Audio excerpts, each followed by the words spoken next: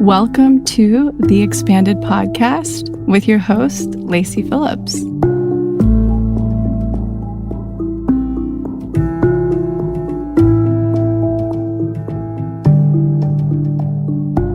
As a leading manifestation advisor with a process that's, radically different from the old New Age model, mine is rooted in psychology, neuroscience, and my energetic gifts. I created this podcast to help you expand your subconscious limiting beliefs about the potential of deserving the manifestations you're calling in. Therefore, you're tuning into this podcast series to show your subconscious that anything you desire is possible. And by pressing play, you've already started the process of manifesting it. If you enjoy this episode, please leave us our review, comment, and share it with your fellow manifester that's struggling or could really benefit from the information that you're about to learn.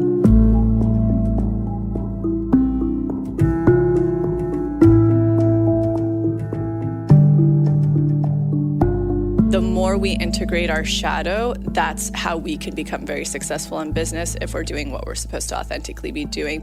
Whatever the thing might be your child's interested in, believe in them. No matter how much it changes, go with the flow. Find them expanders and reflect back self-worth to them. It's often in relationships that two people can go in different directions, but it's really important that they come back to being on the same energetic wavelengths.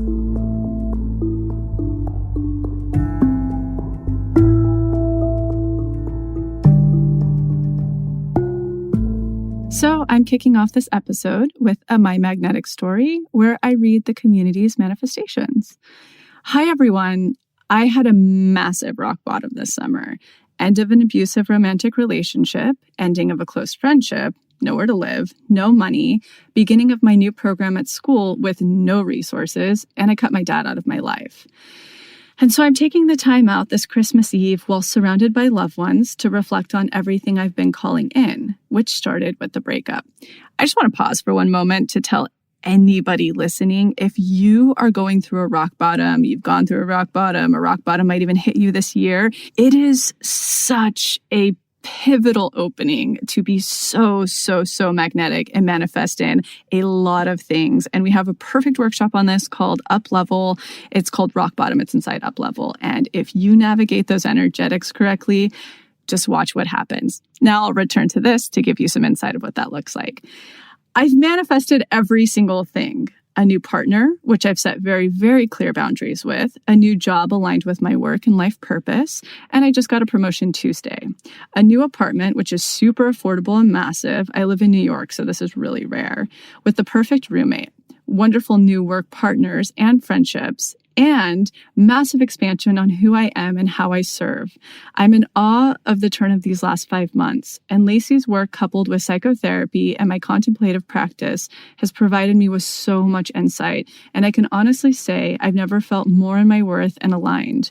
Keep going, everyone, even when things can feel deeply painful. Trust that you are deserving of love and light. This stuff works. Happy holidays. Thank you so much for sharing this. And I'm so glad that this is how you got to spend your holidays and how you got to take in the new year. Anybody who's gone through any of these circumstances, you are just as deserving and capable.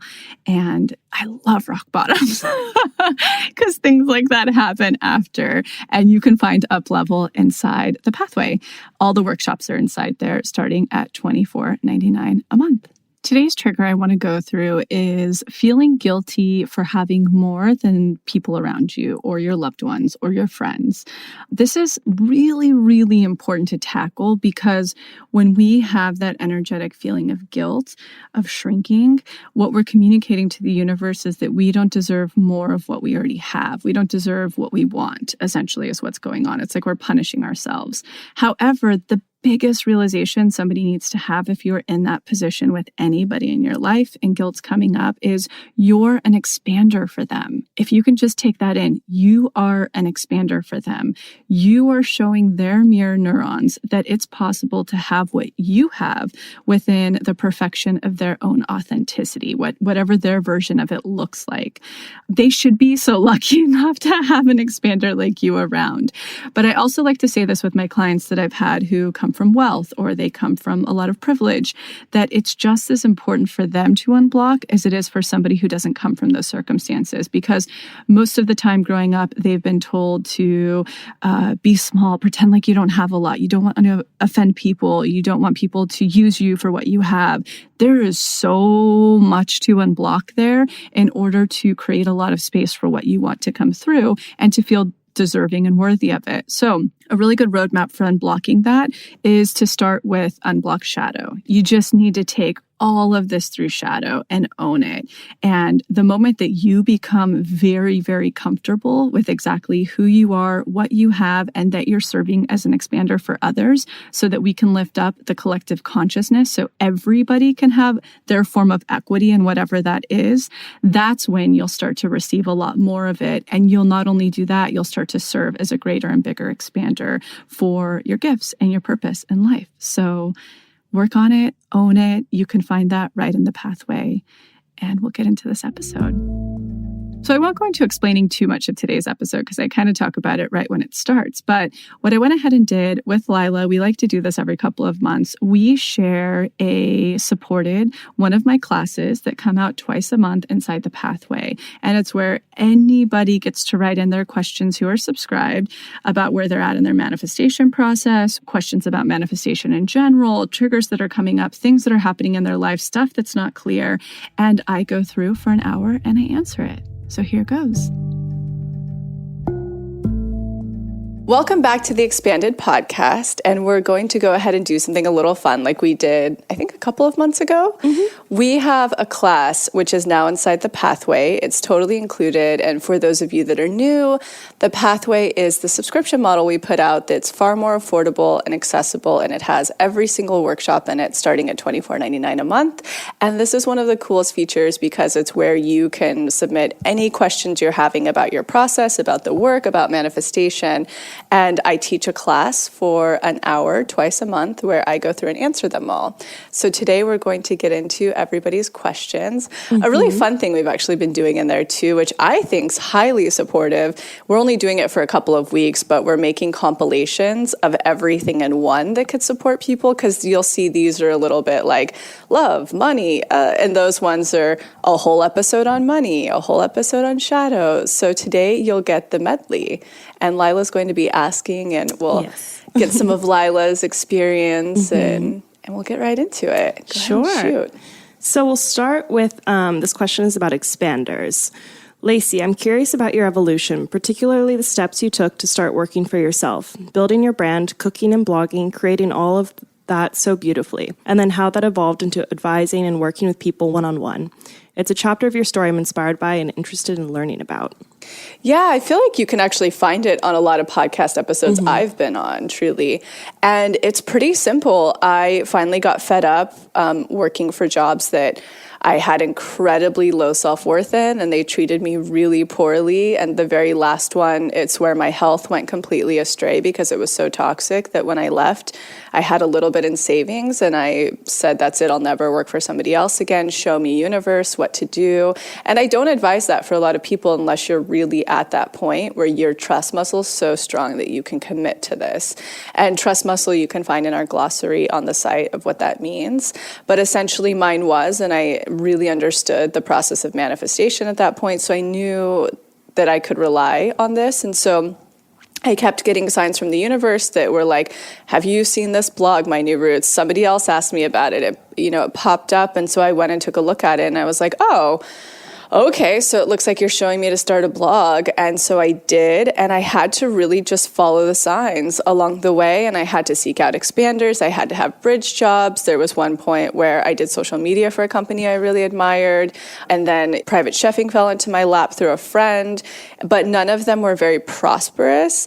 And it was actually one, they floated me-ish, and my ex really helped support me financially too, which is a really good lesson. The moment that I closed my portal down financially on him helping me and only opened it up to what I'm supposed to really be doing, it really fled through. So that's a huge thing that you learn in opulence. But finally, one holiday season, I had all of my resources dry up to where all of my private chefing clients went out of town. And I was like asking my mom if she could help me. I think I had a credit card, and I kept getting the download in meditation, and I had been getting it for 6 or 7 months. It was like, you need to put this manifestation process out there because it's so different than what anybody's teaching. You're so good at it. It has results. It's time to do it. But I had a lot of shadow. I was really, really afraid of what people in my smaller conservative hometown would think, namely my dad. And as soon as I put it out and I own that shadow more and more, it really took off more and more. And truly, I do believe the more we integrate our shadow, that's how we can become very successful in business if we're doing what we're supposed to authentically be doing. Because wherever we're afraid to be hiding, we're projecting out. We don't want it. Stay back, whatever it is, whether it's financial, whether it's recognition, press. So my big process has been expanding through other expanders since starting this and owning a lot of shadow, doing all of the work you're doing in opulence. And it just keeps getting, now doing the work in up level, which I went through my own rock bottom this last year in 2018. So I do all of the same work that you guys do, and it just keeps flourishing. So I think the real takeaways in that are truly listening to the pings we're getting about what we're actually supposed to be doing, not what we think we should do and what society tells us to do. So that's a big takeaway, really learning the formula and the process of how to be able to build your trust muscle and be in that magic dark. Opulence is huge for it to really, really understand. And we're about to pump all of the workshops that exist inside the Pathway with a ton of bonus material inside Pathway only. That's where we're really starting to put all of our focus. So you'll get extra things about career and opulence and, quick energetic practices that I do around money. So I think those are the big takeaways. And yeah, if you want more, definitely go check them out on other podcasts I've been on, which you can find on our press page. So this one is about partnership.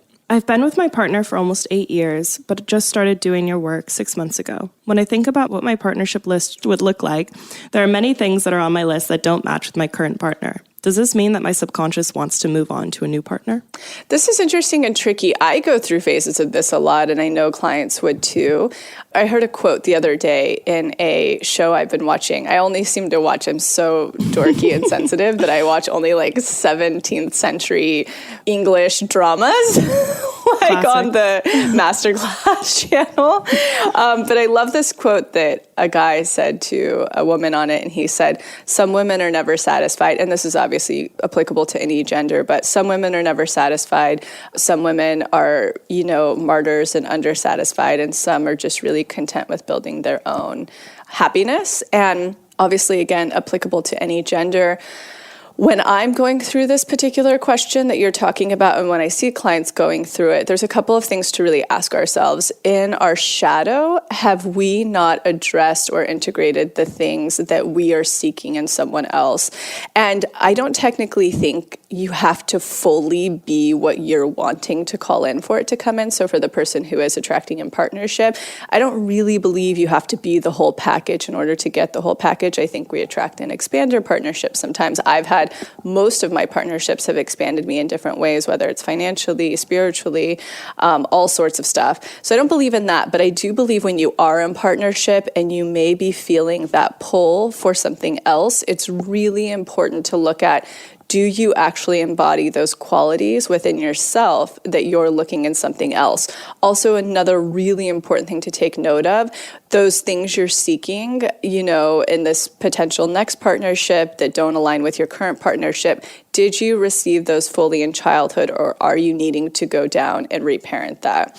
And so to give you some examples of that, I was really going through this with Max recently where I know I want to move to nature and be there most of the time. He's really attached to Los Angeles, so our relationship's really going to look like me in, one of these retreat houses, maybe 3 weeks out of the month in nature, and he'll come to visit maybe when he does. And I started to have this thing where I'm like, no, I want a partner who has all of that, who can be there, who can be present. But when I look at that, I had shadow stuff I hadn't addressed. I wasn't really showing up for him as a partner and hearing his needs. And also it's childhood stuff of me pushing away somebody will never be good enough. So going back to that quote again, some people are never satisfied in a relationship. They're always seeking more. And I had to look at that, and I have a lot of work to do around that now. And now I'm really looking at all of the ways he is an incredible partner, and he is, someone who's showing up in all of the things. I'm just needing to implement needs within myself. So before you head out, I always want people to take a look at shadow and inner child. And of course, if you're doing the work with somebody and you do inhabit all of those and they're falling short, I don't believe in like full-blown monogamy forever in one lifetime at all. I don't think spiritually. I think it works for some people. I think it's really about two people doing the work and evolving together. And if each other's needs aren't continuing to be met, then it's time to head to the next experience, if that's what's right for you. Yeah, I think of my last partner who was literally everything on a list I would create even today, but just something didn't feel quite right. So learning how to detach, like being obsessed with everything that I'd written down to a T, and learning to more like listen to what felt right. And now while you're seeking, because you're sort of not seeking full-blown partnership, but you're trying to manifest certain things in relationship, do they even match up with what that list was, or is it totally different now? Not really. Yeah, it's definitely changed. I think after that relationship, even though he was so much of what I would have wanted in a partner, it made me kind of realize what things I wanted in the partnership rather than what things I wanted within just for a person to kind of have in terms of characteristics. So I've definitely changed more of like what I'm looking for within a particular relationship. I think it's so important when we're looking to call in partnership in general, or if we are in partnership, how much of it is societally injected, you know? Yeah, absolutely. Because like how much of that is and how much of it is what your soul's calling, and then really taking inventory of like, oh, do I not show up in this way for myself, and do I need to work on that? Exactly. So I think that's really great, that question. Okay, moving on to opulence. I'm really working on deservingness. I've been in the habit of saying, you can't have that, you don't have the cash, learn to live without it. So now that I've started doing your work, I say, I deserve this, I will have it soon. Is there some other self-talk I can be doing to add to this? I think a really important note to make to that is affirmations, sure, are great in the conscious realm, and they do help more slowly reinforce new neural pathways.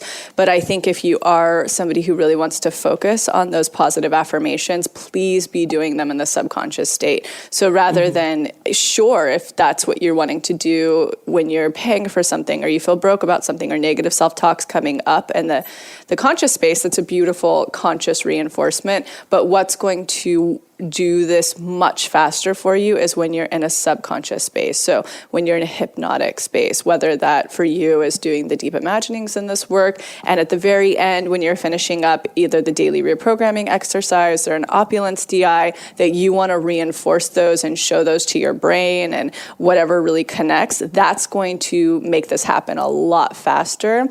And then if you're wanting to make it happen way quicker, even faster than positive affirmations in the conscious space, go and find the expanders that are reflecting those things back to you so that you identify with that do have the things you want already, that can, what were the positive ones she was saying again? I will have this soon. I deserve this. Great. So you want expanders that have that are capable of that alchemize things that quickly. That and doing the DI reinforcement with the positive affirmations will happen far quicker than a positive, like saying in the mirror or any of that stuff, which does, it is a good practice. It's just a little bit more spiritual bypass and a lot slower. But A, you can have all of that. B, it can be true right away. And what will make that come to fruition a lot quicker are seeing it through mirror neurons and expanders. And then in the subconscious state, when you're in a hypnotic state, that your brain can't tell the difference. And it's like, oh, okay, cool. And you reinforce it enough. It's like, that's a reality. We'll make that happen. I am a mother of 2 children. As I work through reparent, I've become aware of all of the shadows I have from my childhood, which was in a loving and stable home. We burden our children with our own baggage, knowing I'm not perfect and I have my issues to deal with. How do I navigate this and not create shadows for my boys that they'll have to deal with later? I definitely advise listening to old episodes. No parent can ever be perfect because every soul that comes onto the planet is authentic and unique, and we don't know fully what to do for that soul. They're so individual. Every child's supposed to have the human experience. That's what makes them a human. That toxic shame is obviously very, very hard, and it's at the root of every block every human has. But there's such a thing called healthy shame. That's what helps us understand that we're not God, and that we're not hubris, and that we are more empathic to people. And so I just want to make that little segue to just take the pressure off yourself. The fact that you're even doing work to change and stop the cycles that you grew up with, you're automatically infinitely helping their lives versus how you grew up. And that's how we start to evolve into true consciousness on the planet. So pat yourself on the back. And then 2 is to really do the work. So I am yet to meet a parent, even parents with massive help, who aren't stressed, who aren't exhausted. And so the best things you can do for yourself is take care of yourself, put your oxygen mask on first, do this work when you have the time, or if you need help from your partner to have the time, or you need help, swapping with a friend so that one friend watches all of the kids at once and then you do. But if you can put your oxygen mask on first, you can continue to do this work. You're going to see such a significant difference in them and their future. And then the third thing I love to say to parents is really allow your child to authentically unfold in front of you without projecting things onto them. So really allow them to show you their authenticity, have conscious communication with them.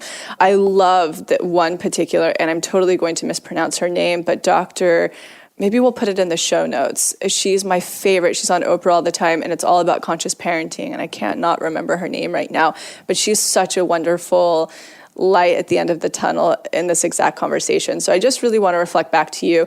The fact that you're even doing this work, you're already 10 steps ahead. And B, take the pressure off yourself. The only 3 things you can really give to a child, and the most important being, is just self-confidence. The more you can give them self-worth and reflect back to them that they're worthy, that alone is going to make them incredibly successful in this lifetime. B, to make them a very good manifester. The moment they express interest in something, find them expanders that are like them or come from similar circumstances to them that are very successful. So whether it's like getting them a poster or taking them to a game if it's baseball, whatever the thing might be your child's interested in, believe in them, believe in their thoughts, believe in their ideas, even if it changes 15,000 times, and find them an expander. So those are the 3 most important things you can do, is believe in them. No matter how much it changes, go with the flow, find them expanders, and reflect back self-worth to them. Children are so intelligent. They're so smart, and we don't give them nearly enough credit. I don't know. Maybe you have some great things to say on this, because Lila was raised Rye, and you've been a nanny for so long. I mean, such a conscious way, if it fits with a family, to raise children.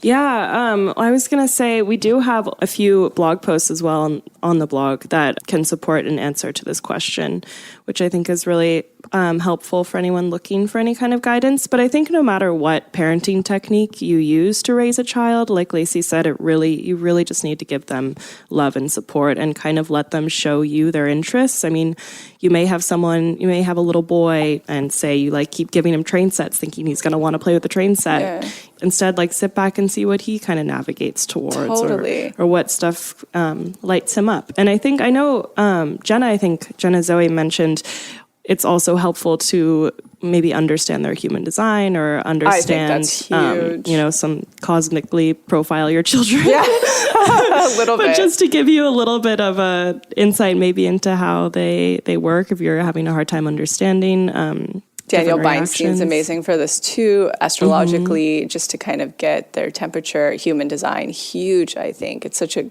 cracks so many codes, and it also just takes away from the normal societal pressure of how to parent and what to do. Right.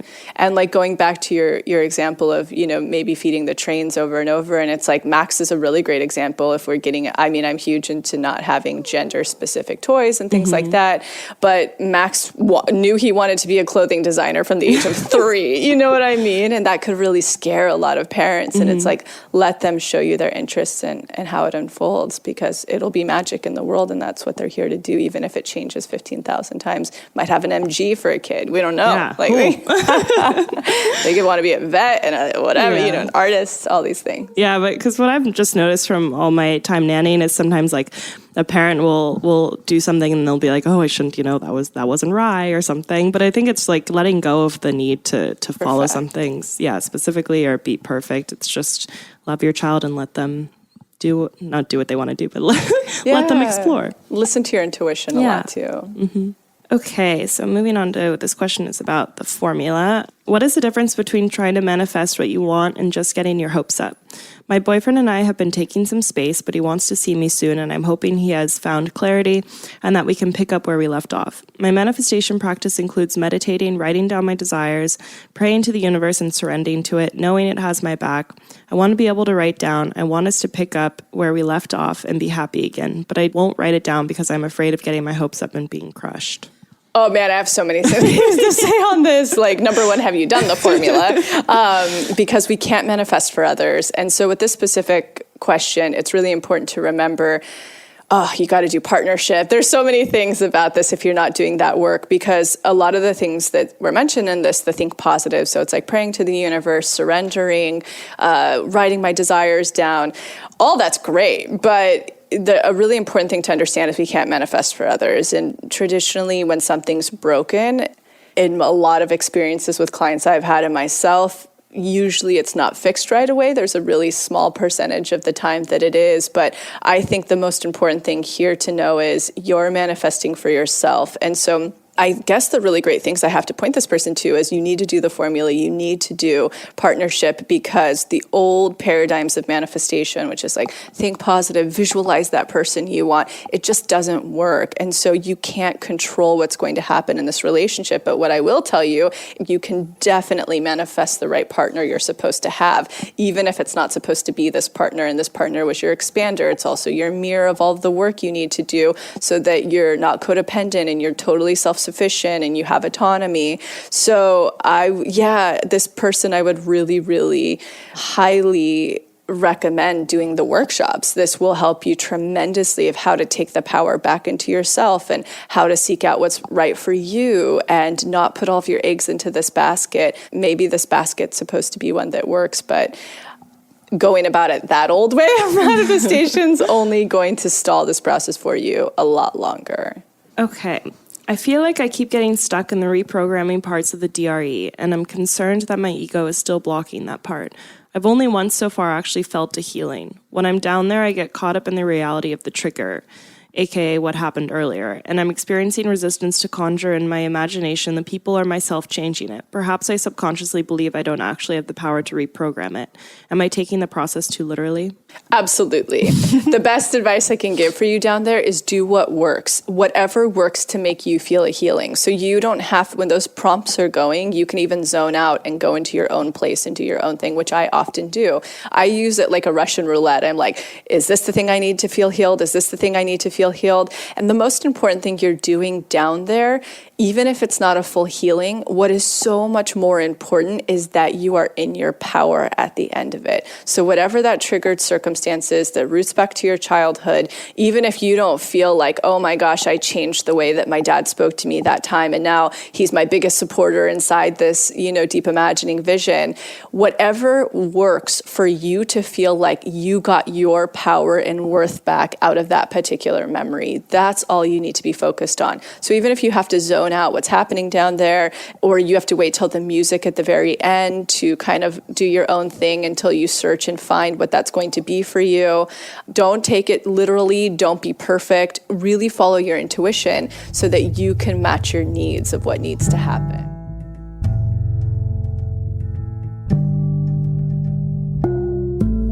So I'm quickly interrupting this episode to invite you, if you're ready to start your manifestation journey, or if anything you've heard in our manifestation episodes has piqued your interest to begin. We have a la carte workshops in everything from the basics bundle, which is what we recommend to everyone who starts. It's the formula that actually teaches you how to manifest, unblocked inner child, and unblocked shadow. We also have a la carte workshops on love and money. But the real gem is the Pathway membership because it encompasses every single workshop we have. It's a year-long membership with full access to the few a la carte offerings we have and exclusive workshops not available anywhere else, such as the daily practice, which is what everybody in the Pathway uses, hopefully at least 3 times a week to daily, in order to truly create the new neural pathways that one needs in order to manifest, and houses the library of our deep imaginings, which is our unique hypnosis process that allows you to get into your subconscious and overwrite those old neural pathways, creating the new ones. You can use our special code, EXPANDED, all caps, EXPANDED, to receive $20 off your first a la carte workshop purchase or $20 off your first month of the Pathway. Again, that's all caps, EXPANDED, EXPANDED. Okay, now back to the episode.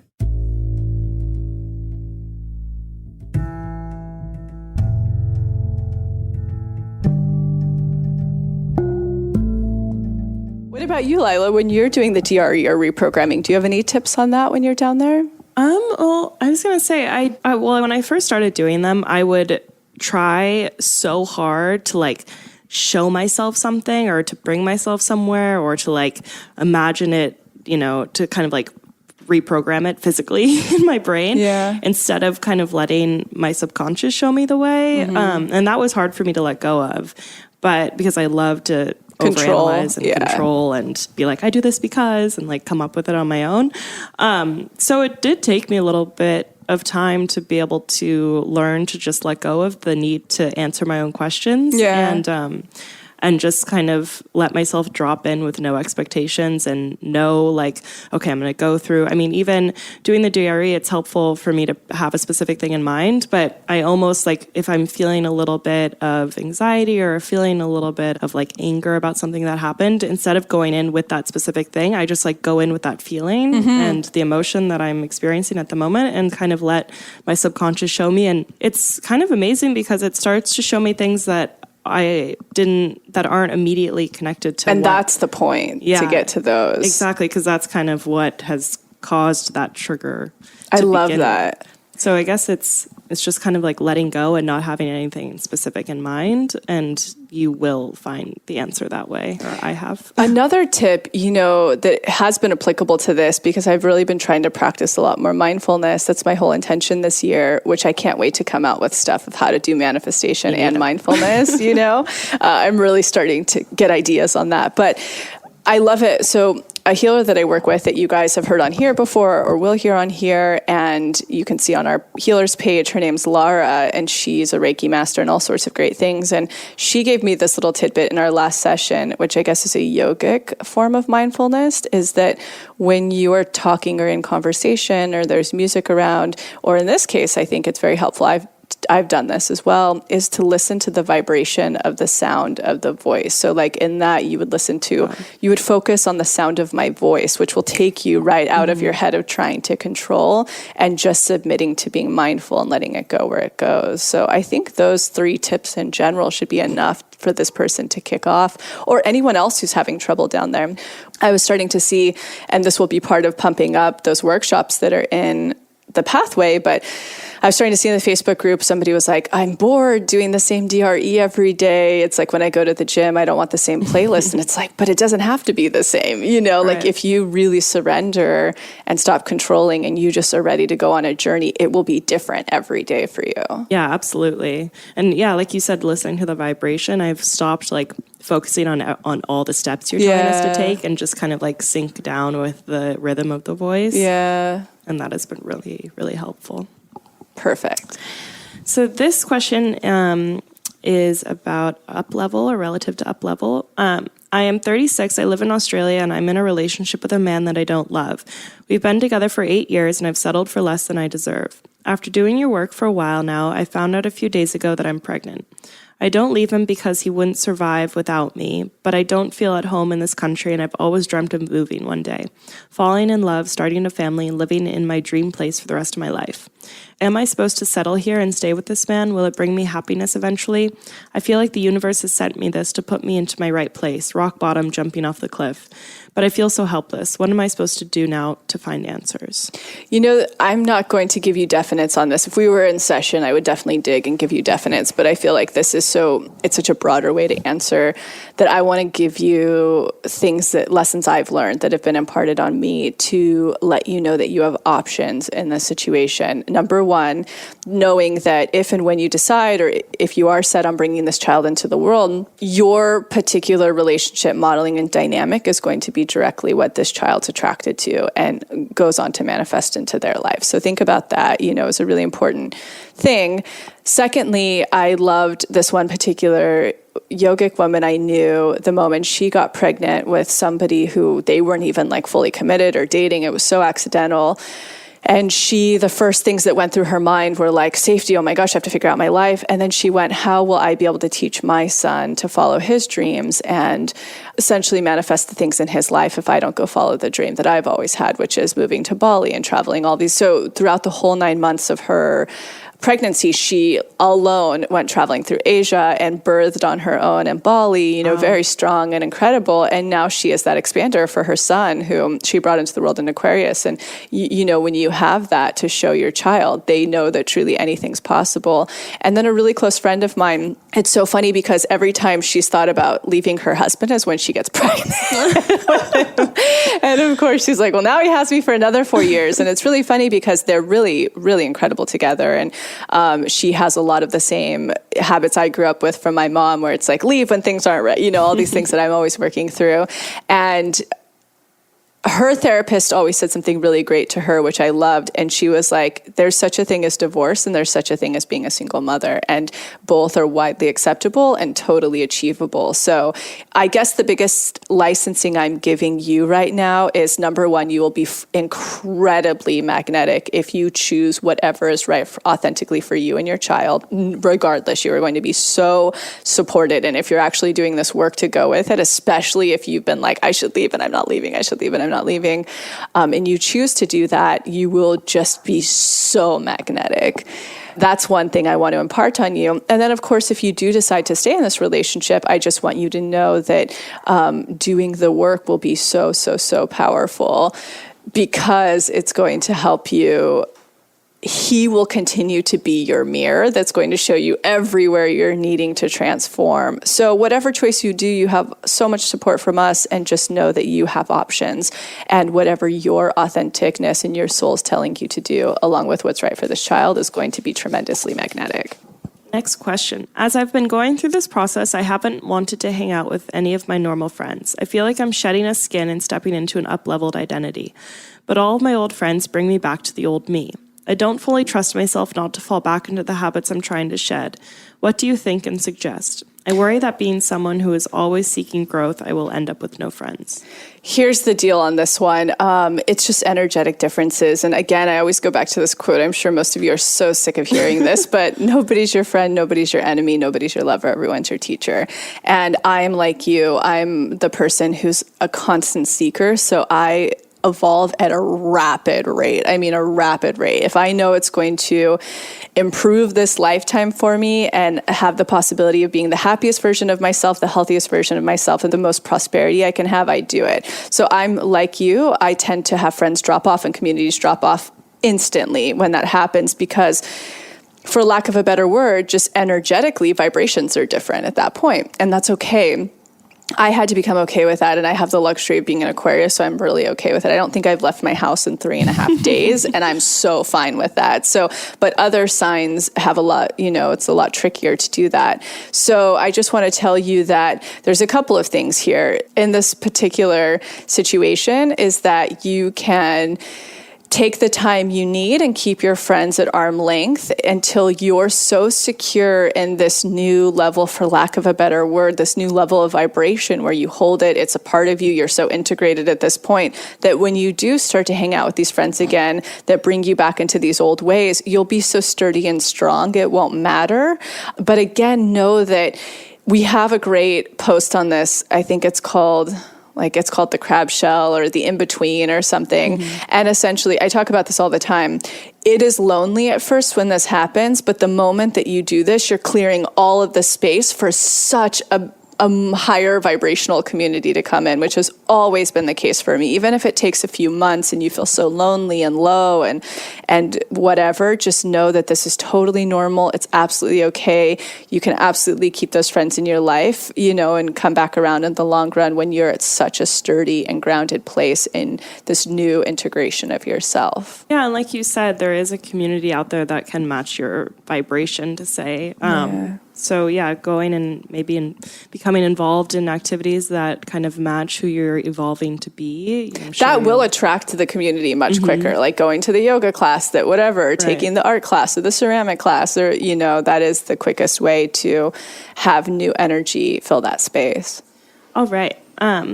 Can you manifest a better relationship with your husband? I'm trying to up my self-worth and embrace my authenticity. It's causing tension in my marriage. I'm very committed to making this relationship work. How do I handle the anger directed at me as I try to respectfully assert my needs? Shouldn't he respect me more as I up my worth? How does compromise work for the sake of a relationship? Honestly, when that's happening, you're just being tested. So whenever, and this goes back to the last question we just answered, whenever a vibration starts to get higher, it's like when the light gets lighter, the darkness wants to take it down. And I'm not saying that your husband's the darkness. He probably just has a lot of repressed things inside of him he hasn't worked through. And so your vibration's changing. That's very scary and it's annoying and it's weird. And all of a sudden you're not on the same energetic level anymore. The best thing you can do if you're wanting to really make this relationship work and it's right for you is to be incredibly patient with him, be incredibly supportive with him. Don't make this like, I'm wanting to better myself, you should too. Don't project your wanting to evolve onto him. And really good practices for this, honestly, are to let things go. The book, Letting Go, is great for this, to let the stuff go. You need to just know you're changing. It's scary for him. And if you want to make this relationship work, you need to have deep compassion for what that's like with you. Keep your manifestation boundaries. That's something you can Google on the blog. It's a post we have. Keep those very strong. If he's not able to vision hold for you in these times, keep your self-work to yourself. You don't need to go and share it with him. That's just threatening and scary. And an amazing book and tool for this is called the Imago Dialogue. The book is called Getting the Love You Want, and it'll really start to show you this is about you. You want this relationship to work and change, and he's not in the space to do the work and change. You need to then hold a lot more space for him and get a lot stronger in yourself and have very strong boundaries. So it's totally doable, but it's time to take any pressure off of him, of wanting him to join you, wanting him to accept this. It's all very scary, and it's all very different for him, especially if he's not a big seeker and changing things up. And you can listen to the podcast episode with Max and I. Mm-hmm. This happens to Max and I all of the time. It's often in relationships that two people can go in different directions, but it's really important that they come back to being on the same energetic wavelength. So just, being really patient with him. All right, next question. You talk a lot about not depending on others for money, but what about when others are depending on you? My partner's income and my own income can be sporadic. One of us will have a few months where money is great, but then it seems like the other one will be doing poorly during that time. We try to split things 50-50, but we both have to lean on each other to get the rent paid sometimes. Are we blocking each other from manifesting? Do we need to cut each other off in some financial regard? I think the more important answer in this is doing way deeper work on opulence together. Both of you guys aren't expanded enough, period. I don't know if your partner's doing this work with you. They don't have to, but it will be a lot more successful in the household economically if they are. But not expanded enough, potentially settling in whatever environment that you're in. So in your guys' specific energetic circumstances, each time you're doing that, you're both communicating, we're small, we can't make it, and I've been here before. I just need to say that is so important. There's nothing wrong with you. I've absolutely been in this position many of times. And so even if it has to continue, that's totally fine. But I would be far more focused right now on expanding and really, really whatever career that is for you, whatever career you're in, what career you're supposed to be in, having massive expanders. And even if you have to have expanders of being the breadwinner in the relationship, that's absolutely fine. So that's something that's really important to focus on. And then be really checking anywhere you're settling right now, because it sounds like both of you guys, I'm just picking up on the energetics, are both settling in multiple circumstances. And so whether that's in career, in friendships, in your house space, like it can be everywhere, that all needs to be taken care of right away. So jumping off those cliffs, and really an amazing workshop for this would be the rut. Honestly, it would really be working through the rut, because it's going to help you get rid of all of the clutter in your life and where you're settling, and it's going to help you find expanders. So that seems more pressing than cutting each other off financially right now. That will be something I think you should do after those are really met and really expandable. Is rock bottom the same as the magic dark? I understood it that both are a sign or a final test signaling that something big is coming through. They're very similar energetics for sure. So the difference between the two, in the magic dark, you're learning how to truly build your trust muscle and trust so deeply. In a rock bottom, you're meant to learn massive lessons that are going to strengthen your nervous system to fully be in your authentic code, which you learn about in that.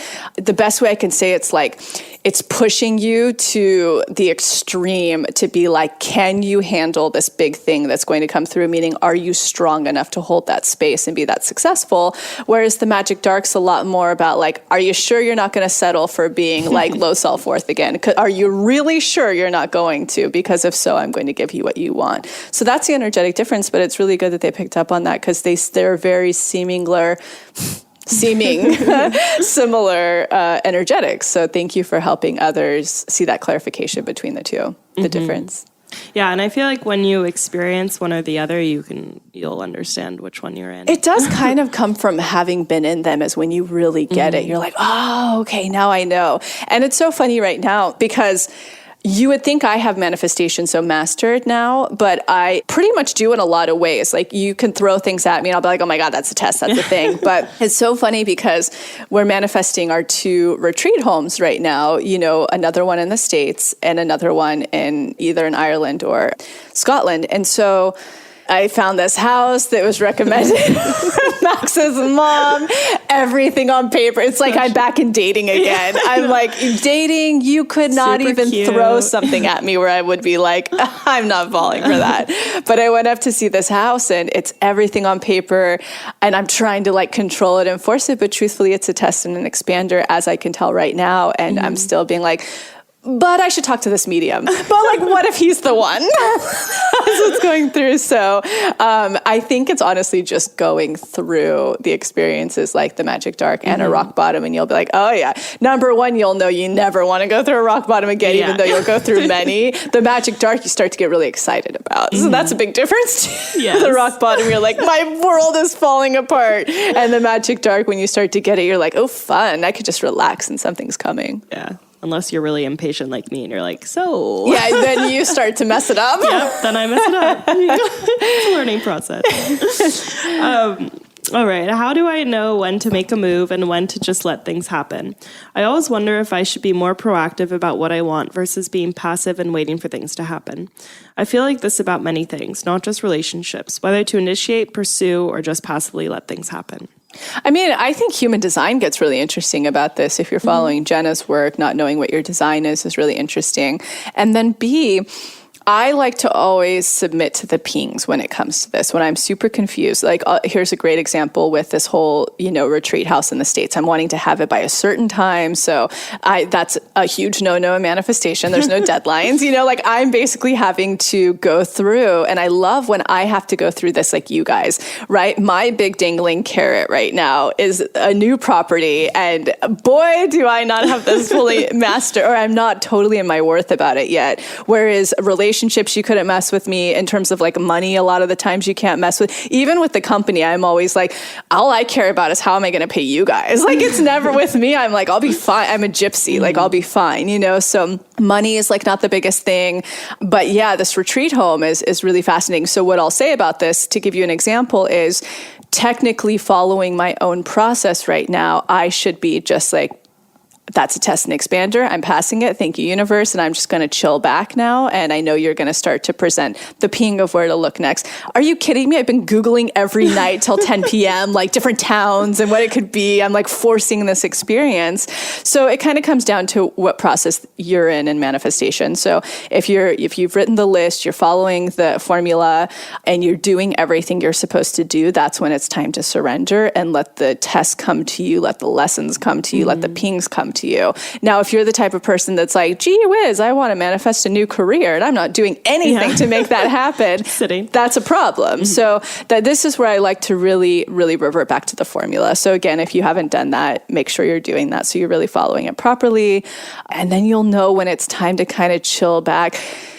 Another thing, I think, because we live in space and time, which theoretically doesn't even exist, but we do, and this is a lot I'm learning through mindfulness right now, is there really is no such thing as time. There really is no such thing as time, even when we have to be at work at a certain time and stuff like that. But we are so programmed to follow a timeline and hit markers that we try to control. And it's like, man, the more we can start to learn to trust the universe, the more we'll start to realize, oh yeah, I was supposed to have that extra 2 months because these 3 things happened that taught me lessons. And now it's so much better than it would have been. So being able to really surrender to the pings and the lessons and tests, if you're truly following the formula. How do you feel about it? I mean, you're in a whole manifestation process. Oh, yeah. You learned that through the Magic Dark. Yeah, and like I mentioned, I'm like used to be obsessed with, I remember just like anytime I had a moment to myself, it was like planning out my entire life. Yeah. I remember being on the airplane and being like, I'm going to go to Berkeley, I'm going to study architecture, then I'll go to 10. Barcelona. Yeah, literally. And none of that ever happened. Anytime I'd put so much thought and effort and visualization and everything, it never would come to fruition. And I think that's also a testament to what I learned through human design, is being a non-specific versus specific manifester. But it is hard to learn to just be passive and stop needing to control everything. Yeah. And I'm in a time in my life right now where I'm almost 25 and I'd been programmed to be, I was living in a small town for so long where people are getting married. And I have like that. And I'm like, whoa, no. Yeah. What is that? But having to like learn that it's okay that I don't have, like my whole entire life planned out like I've always wanted to have at this point. And then also being in this, not having an apartment right now, and just instead of like being like, okay, by March I'll find my apartment and I'll be living in this neighborhood, blah, blah, blah, blah, blah. Just kind of like allowing myself to enjoy the process. And I kind of relate it to going through the DRE. Like I feel like I'm kind of in this process right now where I'm like figuring out things and unblocking a lot of things, and you're following pinks really well. Like you were supposed to go to Colorado, so you were just going to do that and work from there, and then you got the ping to be on the east side, and you're really now falling in love with the east side. Yeah, absolutely. All these things you wouldn't have done if you had stayed really planned. Exactly. And being more passive in that aspect also allows me to hear these pings. Yeah. Rather than just thinking I need to do this, that, and the other. So yeah, the less we control, the more the pings flow through. That's for sure. Yeah. My dad always says, I don't remember the quote exactly, but he says something about, if you have something you really want, be active in the pursuit, but allow it to come to you passively. I love that. Yeah. I really love that. I wish I knew exactly how he said it. Yeah, no, that alone is so helpful. Okay, moving on to our last question in partnership. Will the fact that a relationship ending was so awful be a block for me in the future? I feel like with all the to be magnetic work I've done, I should be more expanded than this, and I should have been able to take a deep breath and say good riddance in a more meaningful, less awful way. I was just so tired of being patient and being treated like shit that I finally snapped. How do I move forward without feeling like the worst version of my shadow self? When you are expanded, is it okay for relationships to end badly? Oh, yeah. This is awesome. Dude, this is great when that happens. You're A, in a rock bottom, or B, in a rut now because you've gotten through the rock bottom. Those are the biggest gifts. And so you're actually not doing anything wrong, and probably starting the work started to mess with your vibration and make it higher, quicker, faster than you were ready to grow. So it was inevitable that you couldn't stay in the circumstances you were in. So the cool thing that's happening, and I'll equate this back to when I was 25 and Pluto was over my moon. It was just crazy. And like at the time, I'll give an example. I was in the pursuit of acting for fame and money. I was in a relationship that was completely superficial because he was attractive and successful. And everything in my life was just not my true authentic code. And the universe was like, you're here to do big things and you're really on the wrong fucking path. I was in a rut. Even though I didn't know it, I was in a rut. And so it rock bottomed me. And then I had to pick my life back up. I've had to do it many times, but it's what put me here today. And so essentially I just want to say to, you in the circumstance that go do up level. Like, boy, will it speed this process to you so fast. Start with rock bottom if you don't identify with it anymore, because maybe you're a little bit out of the heartbreak of that relationship and feeling like a failure and all the things. Move into the rut, but you are so on the right path. Do not give up on the work. The fact that you started the work is probably what catapulted this, which means that very big things want to come through. You're destined to do really incredible stuff. You're destined to have a fantastic relationship. Do not give up. You're like right in the mix of it. Even it's like in the Wizard of Oz when you're in the tornado and you can't see why, but eventually you are going to end up, down the yellow brick road and all of that. And you can't see it in the eye of the storm, but boy, are you right on track. And so I'm like, out of all the questions, I'm the most excited for this one. Yeah, I've learned to kind of be grateful for those moments, because it's almost, I like to dilly-dally and get stuck in things, and it almost like pushes you out of it. So totally. It's like, just yo, anymore. Yeah. Wake up. Exactly. I have a small business designing and making jewelry, which I am now doing full time. It is profitable and growing, but I don't have much extra money after all of my expenses. I'm now running into issues with needing large chunks of money at one time for inventory in order to keep expanding and growing my business.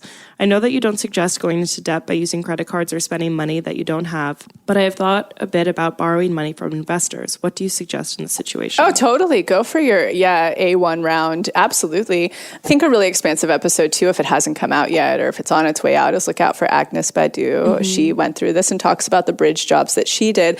I've never been a big investor person because I'm just, again, a poor Irish gypsy, but I just watched Max go through it. I just watched, a lot of friends I know in the industries go through their first rounds of funding. And absolutely, if you have the wherewithal to do that and the audacity and the tenaciousness, oh my gosh, I envy you. It sounds like you're going to make this business happen a lot quicker, especially if it's in a flow and you're just needing that line of credit to float it. I think absolutely, it sounds like everything's rolling. And so just like I told my friend in this industry who has a really amazing, incredible company, while she was looking, do next level while you're doing this and follow the formula. Like, call in the investors you want, what you're wanting from them, the amounts you're wanting from them. Do next level, and the formula and the pathway while you're going through this process will make it infinitely. You're going to have to pass tests for the wrong investors. Like, it's so... I watched how Max did it because he doesn't follow the work, and I got to watch how somebody we all know who's an expander to many of us do it, and it's been really powerful to watch that successful route. And she's been doing the formula magnetism. She did the DRE challenge for 30 days, and she's doing up level, next level while she's doing this, and it's really beautiful to watch these investors that are coming through. And it's almost, she's like, it's overwhelmingly too good now that's what, it can be very scary, but it's like you need to have that nervous system to hold it. Yeah, and even, maybe you harbor some shadow around borrowing money. Totally. Or having investors and working through that and finding other small business people who have been successful with investors. The expanders. Yeah, that's where next level is going to teach them how to do. And you'll be following your authentic code. It's just, it's all so exciting. Those are all the questions. Excellent. Great. Well, I'm so excited. And just know that if you pop into the Pathway under supported our class, you can go back. And I think this is the 21st. We've had 21 episodes now. So just know you can instantly have access to go and listen to all of the past ones. You can listen to them like a podcast, or you can watch them. There's videos in it as well. And they're tremendously helpful. Mm-hmm.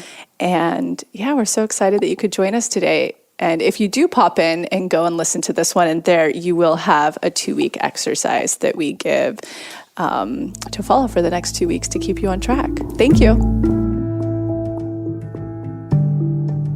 Thank you so much for tuning into the episode, and I hope you enjoyed it as much as I did, we did.